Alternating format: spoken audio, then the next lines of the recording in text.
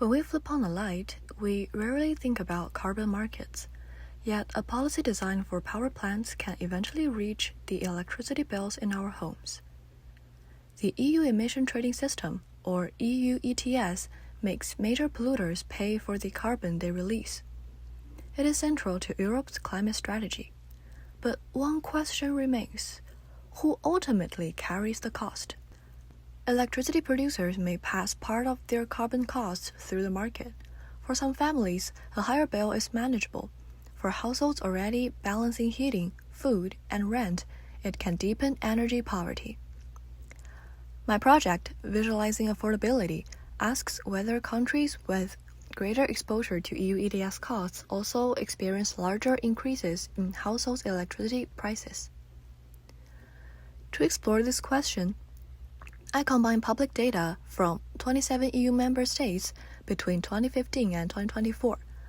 I compare households' electricity prices, carbon allowance prices, and each country's exposure to the EU ETS. I also account for differences across countries and years.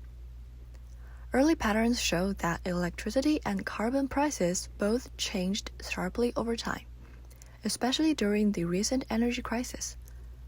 However, carbon price alone cannot explain households' bills. Fuel costs, electricity systems, taxes, and government support also shape what families pay.